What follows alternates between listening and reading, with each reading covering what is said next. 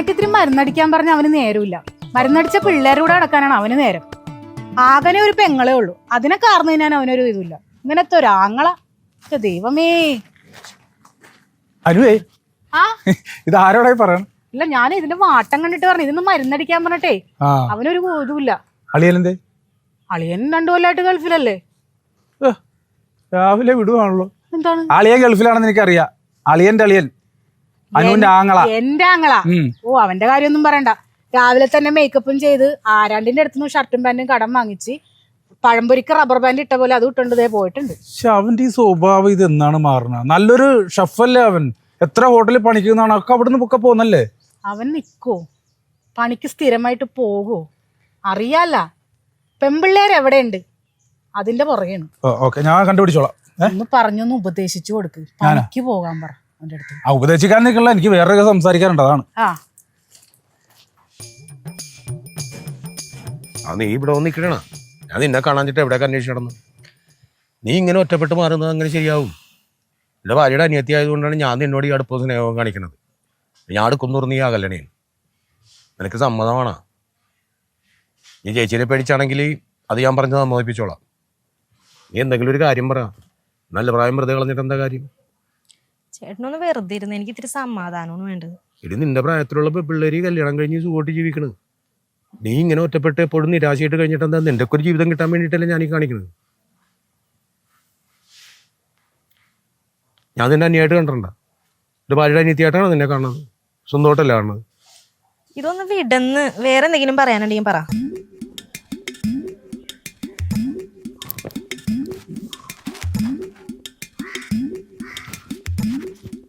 എന്തേ മാവിന് ഇറച്ചി വാങ്ങിയല്ല? മാവില് പിന്നെ മാങ്ങല്ലാണ്ട് പിന്നെ തേങ്ങ ഉണ്ടാവും. രാവിലെ തന്നെ കോമഡി ആണല്ലോ. എന്താ ഇവിടെ രണ്ടുപേരും കൂടി? ഞാൻ ഇവിടെ ഒന്ന് ഉപദേശിച്ച എന്തുപറ്റി? എന്തെങ്കിലും ഇങ്ങനെ നടന്നാൽ മതിയാ? അപ്പൊരു ജീവിതം വേണ്ടേ? അല്ല കല്യാണം കഴിച്ചല്ലേ അവളാ? അത് വലിയ കഥയാണ്. ഒരു തരം പിടിച്ച് കെട്ടിച്ച് 6-ാം മാസം അവൻ കുടിച്ചു മരിച്ചു. ശേ, ഇതൊക്കെ അന്വേഷിക്കണ്ടേന്ന്. ചക്കയാണെങ്കിൽ ചോർന്ന് നോക്കാം, തേങ്ങയാണെങ്കിൽ നമുക്ക് കുലിക്ക് നോക്കാം, വെള്ളമാണെങ്കിൽ കുടിച്ചു നോക്കാം. ചൂടാണോ തണുപ്പാണോ മധുരമാണോ? അതല്ല, പരിസരത്തൊക്കെ അന്വേഷിക്കണം. ചെറുക്കന്റെ സ്വഭാവം എല്ലാം അന്വേഷിച്ചിട്ട്. കൂടിയൊന്നും ഇല്ലായിരുന്നു, കല്യാണത്തിന് ശേഷമാണ് കുടി തുടങ്ങിയെന്നാണ് അവരുടെ വീട്ടുകാർ പറഞ്ഞത്. ശേ, മോശം. എന്നിട്ട് എന്ത് ചെയ്തപ്പാ? രണ്ടാമത് പിന്നെ ഒരു കൊല്ലം വെറുതെ നിന്നും പിന്നെ മനസ്സിൽ ഒരു മാറ്റമൊക്കെ ഉണ്ടായി. എല്ലാവരും കൂടി ഉപദേശിച്ച് രണ്ടാമതൊരു കെട്ട് കെട്ടി. രണ്ടാമത് കെട്ടിച്ചല്ലേ? 3-ാം ദിവസം അവൻ ട്രെയിന് തല വെച്ച് പിരിച്ചു. ആണോ? ബാധ്യത. എന്തുവാ? അവന് കടബാധ്യത. ഇതാണ് പ്രശ്നങ്ങൾ. നമ്മൾ ഒന്നും അന്വേഷിക്കില്ല, അങ്ങോട്ട് പിടിച്ച് അങ്ങോട്ട് കെട്ടിക്കും. ചെക്കന് കടവുണ്ടാ, ബാധ്യതയുണ്ടാ. ചെറുപ്പമല്ലേ ഇവളിങ്ങനെ നിൽക്കണ കാണുമ്പോൾ നമുക്കൊരു വിഷമമില്ലേ? ഒരു ഭാര്യയുടെ അനിയത്തി ഇങ്ങനെ കഴിയണ കാണുമ്പോൾ നമുക്കൊരു ബുദ്ധിമുട്ടല്ലേ? ഇനിയിപ്പോ എന്താ പ്ലാൻ? എന്താണ്? ഞാൻ ഉപദേശിക്കണേണ്, എന്തെങ്കിലും ഇങ്ങനെ കഴിഞ്ഞാൽ മതി. നീ ഒരുപാട് നാളെ അവന്റെ പുറകെ നടന്നതല്ലേ, എന്റെ ഉള്ളിൽ ഇപ്പോഴും ഇല്ലേ? പിന്നെ നീ ഒന്ന് ഉപദേശിക്ക്, മനസ്സ് മാറ്റി, എന്നിട്ട് നിങ്ങൾ ഒരുമിച്ച് ജീവിക്കും. എനിക്ക് പൂർണ്ണ സമ്മതം. ചേട്ടൻ ഓക്കെയാണോ? എനിക്ക് പൂർണ്ണ സമ്മതം. ഹലോ, എന്താണ് ദുഃഖിച്ചിരിക്കണത്? ചേട്ടൻ പറഞ്ഞ കാര്യങ്ങളല്ല, അത് അവരുടെ വിധിയാണെന്ന് കരുതിയാൽ മതി. ഓർമ്മയുണ്ടോ, പണ്ട് നിന്റെ പുറകെ നടന്നിരുന്നതാണ്. അന്ന് നീ സമ്മതിച്ചിരുന്നെങ്കിൽ ഈ ഗതി നിനക്ക് വരില്ലായിരുന്നു. ഇപ്പോഴും ഞാൻ തയ്യാറാണ്. ഞാൻ ഇപ്പോഴും കല്യാണം കഴിച്ചിട്ടില്ല. പഴയ കാര്യങ്ങളൊക്കെ വിട്ടേക്ക്. അതൊന്നും ശരിയാവൂല ഏട്ടാ, ഒന്നും വേണ്ട. ശേ, നീ അങ്ങനെ ഒരു തീരുമാനം എടുക്കല്ലേ. നീ ഒന്ന് ചിന്തിച്ചു നോക്കിയേ. വേണ്ട ഏട്ടാ. പിന്നെ എന്നും കൊന്നു ഇങ്ങനെ വിധവായിട്ടിരിക്കാനാണ് നിന്റെ തീരുമാനം? നീ ആലോചിക്കേ. ചേട്ടൻ ഓക്കെയാണ്, ഞാൻ ഓക്കെയാണ്, ചേച്ചി ഓക്കെയാണ്. നിന്റെ സമ്മതം മാത്രം മതി. നീ പറ, നിന്റെ തീരുമാനം പറ. ചേട്ടന് സമ്മതാണെങ്കിൽ ചേട്ടന്റെ വിധവയാവാനും ഞാൻ തയ്യാറാ.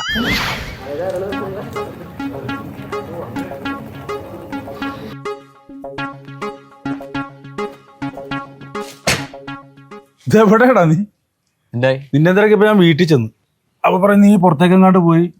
നീ പോയിക്കോ. എന്താ സംഭവം? ഞാൻ പിന്നെ സംസാരിക്കാം വൈകുന്നേരം. അല്ല, ഒരു കാര്യം പറയണ്ടായിരുന്നു. അല്ല, നീ വൈകുന്നേരം സംസാരിക്കാം. ഞാൻ ഇപ്പൊ ഒരാൾ വരാനുണ്ടാവും. ഞാൻ വെയിറ്റ് ചെയ്തിരിക്കായിരുന്നു. എടാ, ഈ പരിപാടിയൊക്കെ നിർത്ത്. ഈ പെണ്ണുങ്ങളെ കാണാനും ഹോട്ടലിൽ വിളിച്ചു വരുത്തലും സംസാരം അതൊക്കെ നിർത്ത്. എടാ, വയസ്സ് 10-35 അതുകൊണ്ട് പെണ്ണ് കിട്ടണ്ടേ എനിക്ക്? പെണ്ണ് എവിടെയെങ്കിലും പെണ്ണ് കാണണം, എന്നിട്ട് കാണാൻ കിട്ടണല്ലേ? ഇപ്പൊ പണിക്ക് പോണില്ലേ ജോലിക്ക്? എടാ, നീ ജോലിക്ക് പോണില്ലേ? നല്ലൊരു ഷെഫല്ലേ നീ? ആ മുതലാളി പൈസ തന്നെയല്ലടാ. അപ്പൊ 3 മാസമായി ഞാൻ പണിയെടുക്കണത്. അപ്പൊ ചോദിക്കുമ്പോ കച്ചവടം ഇല്ലാന്ന്. അവൻ പണിക്കൊരു കുറവുമില്ല, പോലെ പണിയുണ്ട്. ഞാൻ അത് കാരണം പളിയൻ അടിപൊളി പണിയാണ് ദുബായിൽ അറേഞ്ച് ചെയ്തേക്കണം. ഞാൻ അറിഞ്ഞായിരുന്നു, വീട്ടിൽ ചെന്നപ്പോ പറഞ്ഞു പോയിട്ടുണ്ടായില്ലേ? കിട്ടുക്കാൻ പണിയാണ്. ബാറിലാണ് ജോലി. ബാറില്ല ആ അടിക്കാല്ല. പിന്നല്ലാതെ അടിക്കുകയും ചെയ്യാം, ഫുഡ് അടിക്കുകയും ചെയ്യാം, ഫുൾ സെറ്റപ്പാണ്. അവിടെ ഒരു സംഭവം ഉണ്ട്. ഒരു അറബിക്ക് നമ്മളൊരു പെഗ് എടുത്തു കൊടുത്താൽ ഒരു പെഗ് നമുക്ക് കഴിക്കാം. അങ്ങനത്തെ ആകെ എഗ്രിമെന്റ് ഉള്ള ആള്. ക്യാമറ ഉണ്ടോ?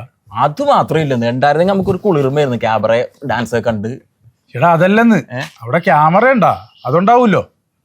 നീ അറബിക്ക് ഒരെണ്ണം ഒഴിച്ചു കൊടുത്തിട്ട് നീ ഒരെണ്ണം അടിക്കുമ്പോഴത്തേക്ക് ക്യാമറ പിടിക്കൂല, അപ്പൊ നിന്നെ സസ്പെൻഡ് ചെയ്യൂല. അല്ല, അത് ശമ്പളത്തിലുള്ളതാണ്, നമ്മുടെ എഗ്രിമെന്റിലുള്ളതാണ്. അവിടെ 2 വർഷത്തേക്കുള്ള ഒരാളെ നിർത്തൂല, നിക്കാനും പറ്റൂല. എത്ര അറബിമാർ ഒരു ദിവസം എത്ര അടിക്കും? അതിന്റെ ഓരോന്ന് നീ അടിക്കുമ്പോ നീ 2 വർഷം പോയിട്ട് 1 വർഷം നിൽക്കും അവിടെ. അപ്പോഴേ അവർ വെട്ടി പാക്ക് ചെയ്ത് വിടില്ല, ചത്തോ കൂടെ.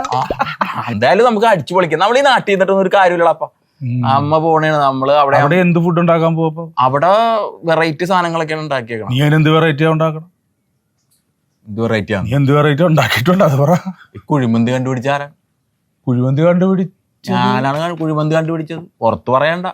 പൊക്കടാ, ഞാൻ പോകും കേട്ടായിരുന്നു. സത്യം, ഞാൻ ആ ഫോർട്ടൂച്ചിലെ ഹോട്ടലിൽ നിന്നപ്പോഴേ ആ ഹോട്ടലിലെ മുതലാളി എന്ന് പറഞ്ഞിട്ടുണ്ടെങ്കിൽ ഭക്ഷണം കഴിക്കാൻ പാടില്ല, ശമ്പളം മാത്രമേ തരുള്ളൂ. നമ്മൾ എത്ര ആളെന്നും പറഞ്ഞ് ഇങ്ങനെ വെള്ളം ഇറക്കിക്കും. നമ്മൾ ഉണ്ടാക്കുന്ന ഭക്ഷണം കഴിക്കാൻ പാടില്ല. ഞാനപ്പോ ഒരു ദിവസം ചിക്കൻ വറുക്കാൻ വേണ്ടി മസാലയൊക്കെ പെട്ടി വെച്ചേക്കണായിരുന്നു. 2 കഷ്ണം എടുത്തിട്ട് മറ്റേ ഓയിൽ പേപ്പറിൽ പൊതിഞ്ഞ് വീട്ടിൽ കൊണ്ടേ പൊരിക്കാല്ല.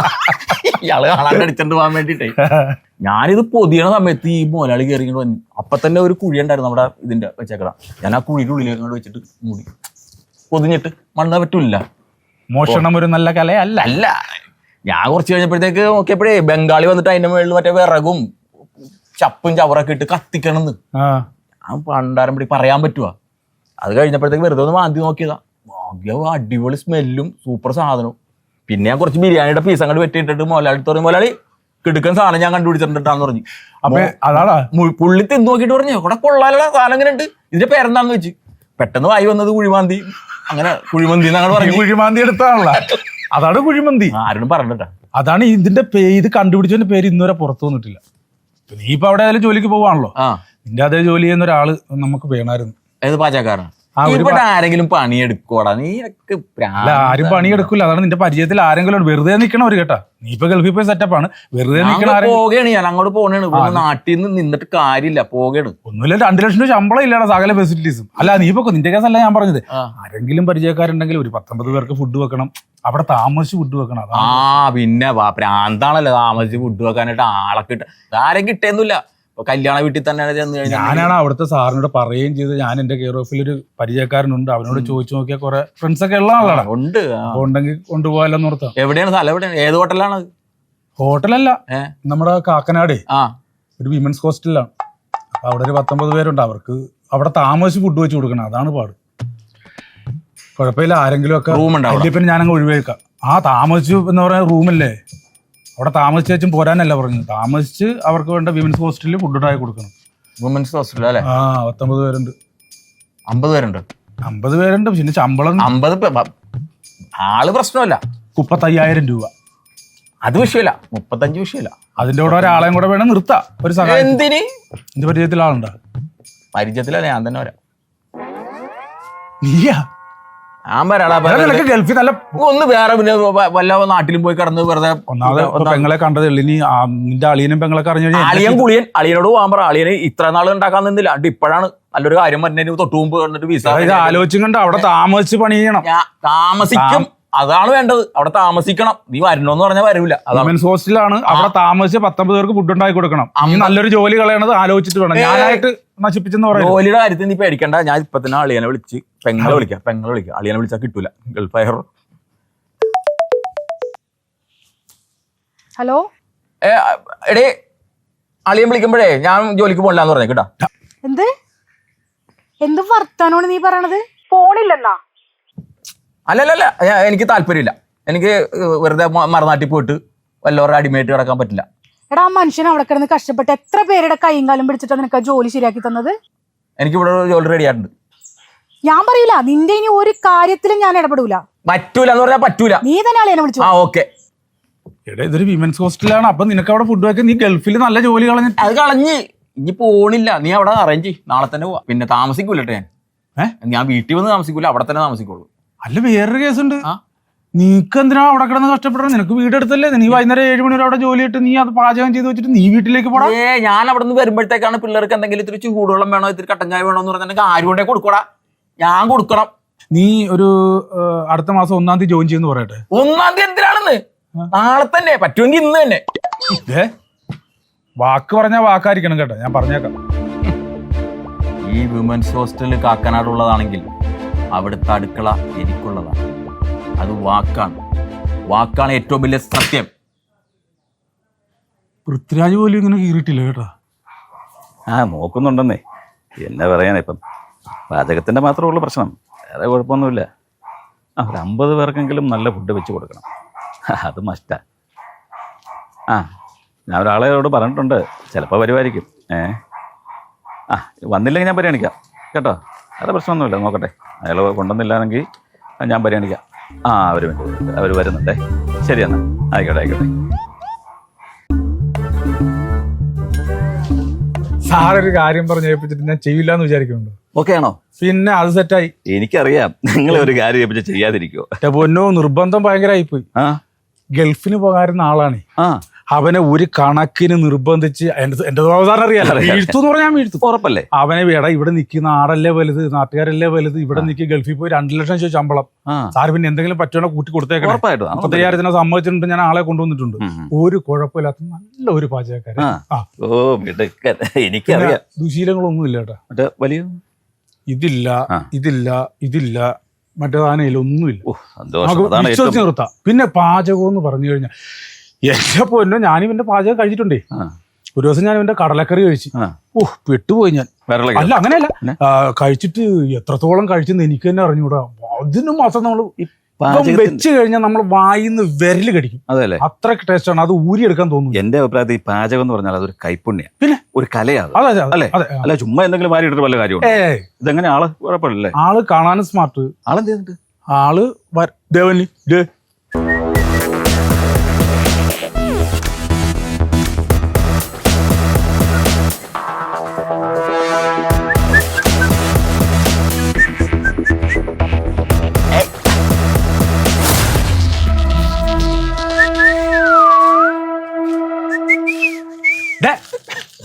ഇതെന്താണ് ഈ സാധനമൊക്കെ? അല്ല, പെട്ടെന്ന് പിള്ളേർക്കേ ചൂട് ചായ വേണമെന്ന് തോന്നിട്ടുണ്ടെങ്കിൽ അടുക്കള കയറണല്ലോ, കയ്യോടെ കൊടുക്കാലോ. വീട്ടിൽ നിന്നിട്ടുണ്ടോ?